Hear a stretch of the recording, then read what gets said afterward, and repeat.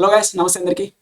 ఈరోజు మన టాపిక్ వచ్చేసి పర్సెంటేజ్ మీద అన్నమాట. ఏంటిదంటే పర్సెంటేజ్ కొన్నిసార్లు క్యాలిక్యులేట్ చేయడం అనేది చాలా టఫ్ అయిపోతుంది. దీనికి ఒక లాజిక్ ఉంటుంది సింపుల్గా. ఏంటిదంటే x percentage of y equals to y percentage of x అన్నమాట. ఏంటిదంటే ఇప్పుడు 16% ఆఫ్ 125 కనుక్కోవడం మీకు ఒకవేళ హార్డ్ అనిపించు 10% కనుక్కోవాలి, దాని తర్వాత 6% కనుక్కోవాలి, కొన్ని ఫ్రాక్షన్లో వస్తుంది కదా, కొన్ని హార్డ్ అనిపిస్తుంది. అలాంటప్పుడు మీరు ఏం చేయాలంటే 125% ఆఫ్ 16 కనుక్కోండి. అంటే 125% ఆఫ్ 16 మీకు కావాలనుకోండి. ఇప్పుడు 125% మనం ఎలా రాసుకోవచ్చు? 100% ప్లస్ 25% కదా. 100% అంటే ఏ నెంబర్ అయినా సరే ఇట్ సెల్ఫ్ అనేది 100% ఉంటుంది. అంటే ఈ 16 అనేది ఇట్ సెల్ఫ్ 100% అన్నమాట. మీరు మళ్ళీ దీంట్లో 25% అంటే మీకు పర్సెంటేజ్ చెప్పాను ఫ్రాక్షన్ వాల్యూ. 25% ఫ్రాక్షన్ వాల్యూ ఎంత?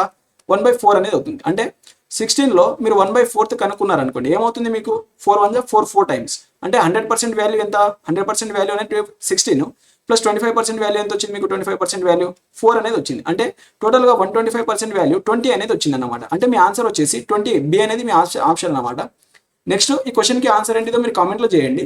ఇది జస్ట్ ఒక ట్రిక్స్గా మాత్రమే. అంటే కొన్నిసార్లు క్యాలిక్యులేట్ చేసేటప్పుడు చాలా టఫ్ అనిపించవచ్చు. అది మీకు తెలియాలని చెప్పేసి ఇది అని చెప్పాను అనమాట. మీకు పర్సెంటేజ్ అనేది కంప్లీట్ టాపిక్ అనేది చూడాలనుకుంటే, అర్థమెటిక్ సంబంధించి ఏ టాపిక్ అయినా మీరు మాస్టర్ మ్యాథ్స్ యూట్యూబ్ ఛానల్ అనేది ఫాలో అవ్వచ్చు అనమాట. Thanks for watching. Thank you all.